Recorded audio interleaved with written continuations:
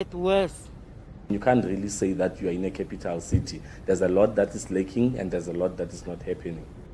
If the ANC is still going to continue like the behavior that they've been continuing in the past years, then we are getting nowhere. We're still going to struggle. Our kids are going to struggle. Our grandkids are still going to struggle because of the situation. Mahikeng, the capital of the Northwest Province, which once had the potential to be a flourishing city. Now, the small town is buckling under the pressure from water and electricity cuts, the neglect of prominent buildings, litter, and of course, potholes. Mahikeng is crumbling. Eyewitness News visited this historical town to explore what led to the situation and examine the extent of the disintegration.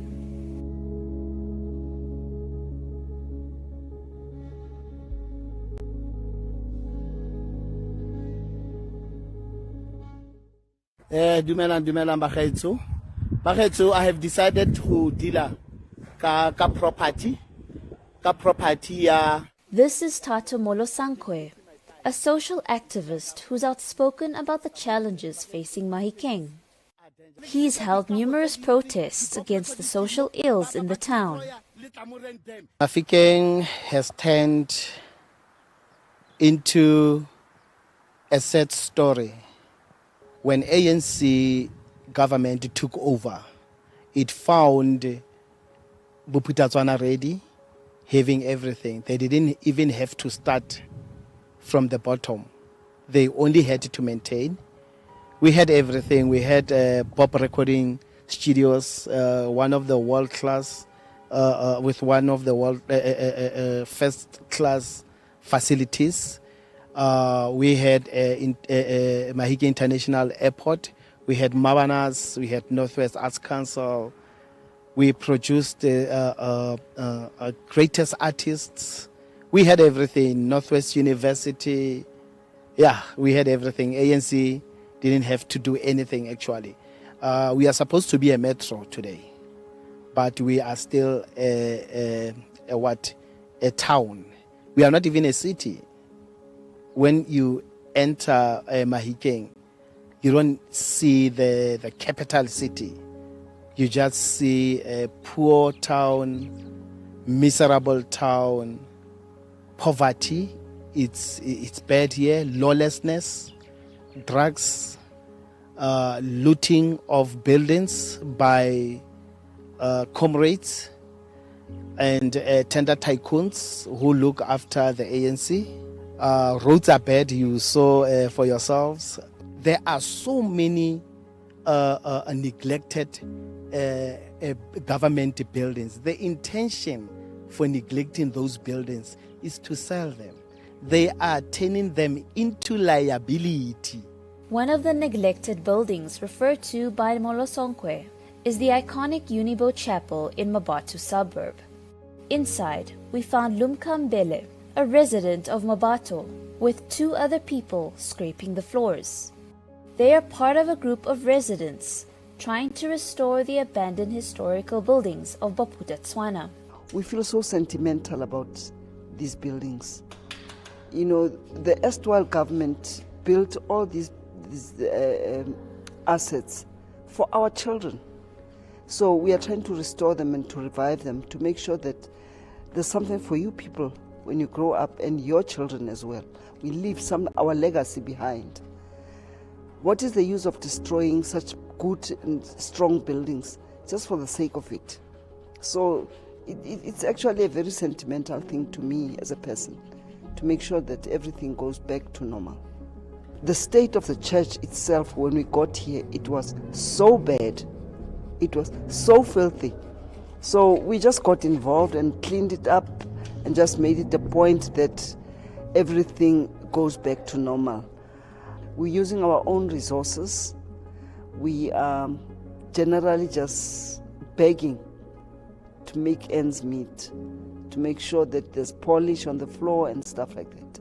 We have a city council right next door to this building. the Mafikeng local municipality. The least that they could do was to cut the grass and just to clean up the place. But they're not doing anything. Nothing. Unfortunately, our present government really does not care about buildings that used to be erstwhile Bob buildings. We realize that unless we do something as residents, as citizens of this place is going to go to the dogs. Mbele says all she wants for Mahikeng is restoration and dignity. At one of the 3 entrances of Mahikeng lies the suburb of Danville. Passing by Danville, it appears unkept with overgrown bushes. Venturing further in, there's open land filled with litter, a graveyard left to decay, and a deteriorating high school with broken windows, classrooms without doors and sagging ceilings. Deeper in Danville, a polluted stream of sewage flows. Community members say the stream wasn't always this polluted. They fear for their children who sometimes like to play there. A few blocks away is a section of RDP houses. Just next to these houses is another area of open land, filled with rubbish, and an overflowing sewage drain. Residents say they can smell the stench from their homes. Every day of my life, I had to pick up dirt, boxes, plastics and things. I had to pick it up because when the winds come, it blows it up and it throws the dirt in the yard.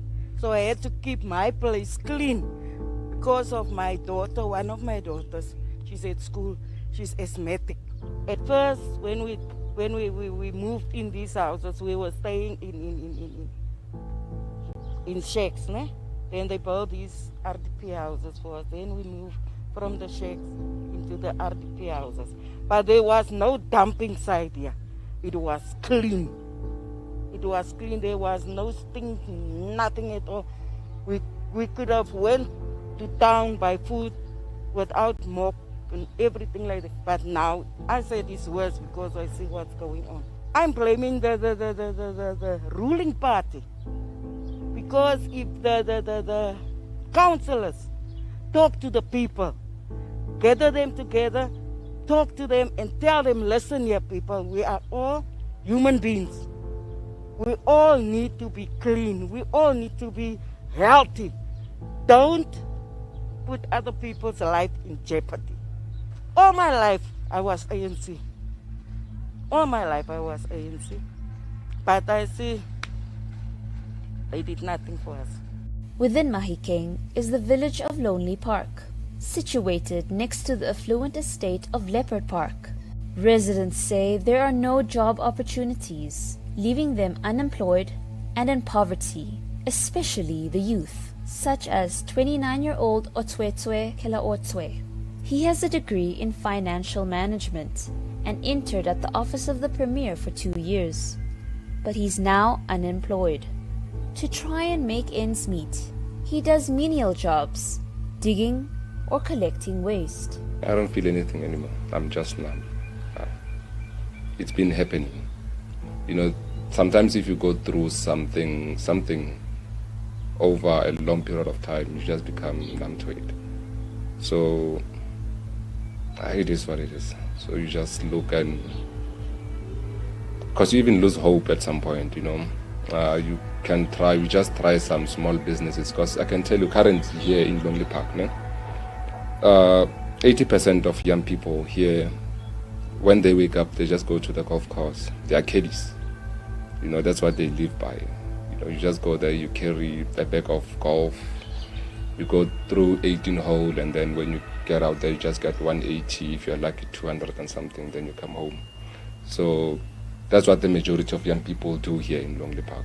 Kelaotwe is also concerned about the issue of outsourcing from outside the Northwest. I'm not trying to be tribalistic or something, but I'm just saying that why can't we look home first before we go outside? If that skill is not here at home, then it's no problem outsourcing it somewhere else.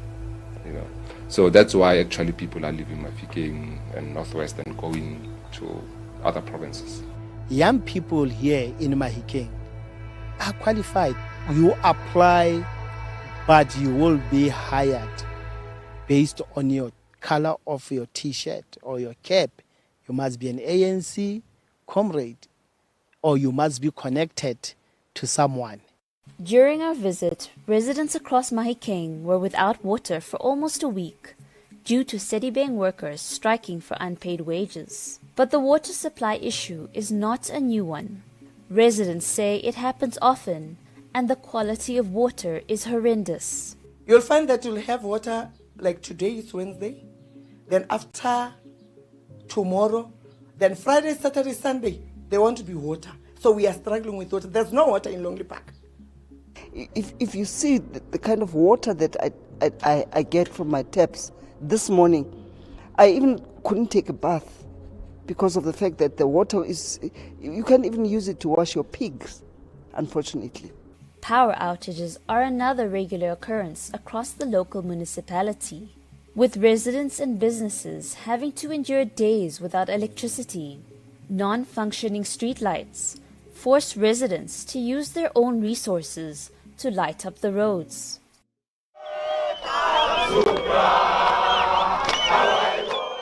In 2018, Mahikeng was shut down by violent protests due to the lack of service delivery and corruption. This is when parts of Mabana and the Arts Council were burnt.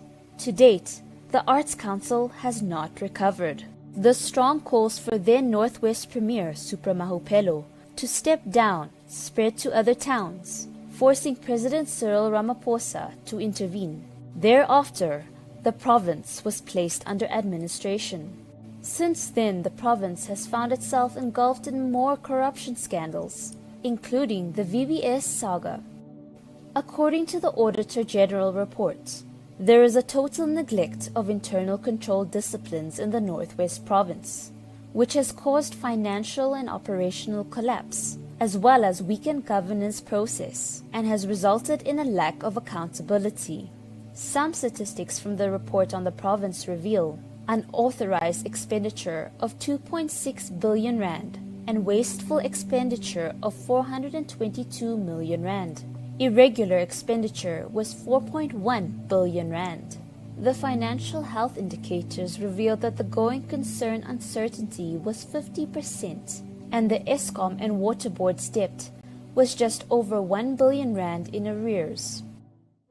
Opposition parties in the Northwest cite reasons for the collapse of the province as the lack of leadership and the ANC using the province as its playground for factional battles. In the midst of all these factional battles, service delivery does not take place. When it does, it suits or caters for a certain portion and not the other due to the factions. You have municipal administration that has been politicized to an extent that they take sides politically and they forget that they are there to serve. And I can speak proudly as the Democratic Alliance and say we have done everything in our power.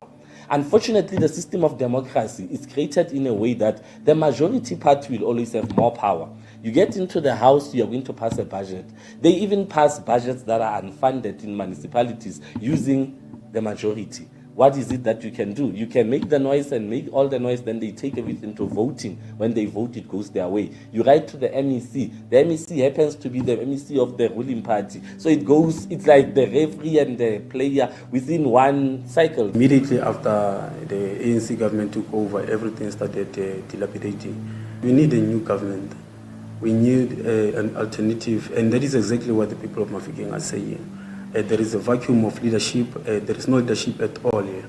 It is an issue of cadre deployment. It is an issue of a faction that has won a conference, and therefore it means that they must just take over the reins. But in the actual truth, Mahikeng, the reason we're here, it takes us back to the doors of the ANC. The UCDP, which was the governing party of Bophuthatswana, is hoping to resume governing the Northwest. It is clear that we are not going to do anything surprising. We are just going to start on our program that we left 17 years ago during the Bob government. We've always been the best in terms of how we do services to the people.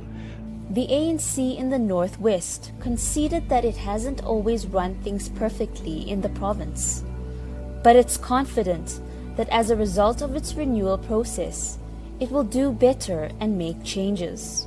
In the first instance, we are quite perturbed by the debilitating state of most of our municipalities, Mafikeng included, and we also agree that it is a reflection on the leadership of the ANC, because we remember that from 1995, the ANC has always been in charge of that municipality.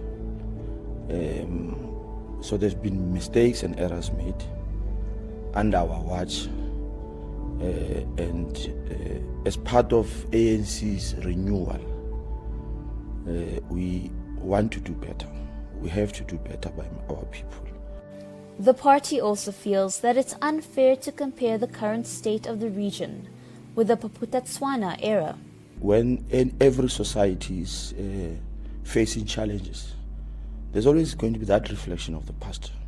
You would know that Bophuthatswana had a much smaller jurisdiction in terms of servicing the people of Bophuthatswana. When Northwest was created, you had to amalgamate areas from the Western Cape, the Northern Cape. Some of them were from the PWV, and others were from Bophuthatswana. So the mandate grew, and that is why it will be quite narrow to suggest that a state that is undemocratic first and foremost would have served a much smaller population better than what the ANC is doing, because the population has grown quite considerably. But too, the mandate has grown because the ANC government in the Northwest serves a much bigger population. And where there are mistakes of maintaining infrastructure that was good, we must admit that those errors are there. But the ANC has vowed that this time around, we have assembled a team of distinguished men and women who must lead with honor, with integrity. Bobby Saul, the Mafeking Mail newspaper editor, has been covering the town's stories since 1984. He witnessed how the government operated as Bophuthatswana, its integration into South Africa in 1994, and all that happened with the province under the administration of 7 ANC premiers thereafter. He says, previously the political competition has been stiff, and believes that the 2021 local polls are going to bring excitement and change. I think the ANC is going to have, they're going to be given a run for their money this time around. I think a lot of new developments in the political scene has come into play now, and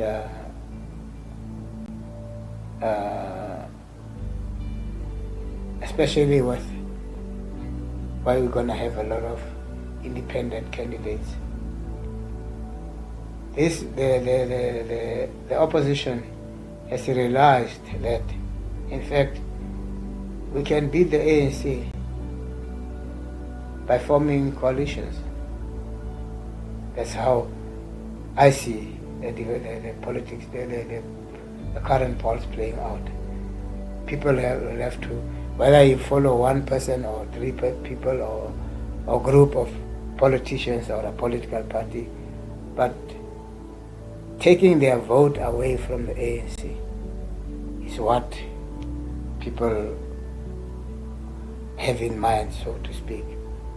And it's going to be a struggle for the ANC to get back that vote and go forward with it.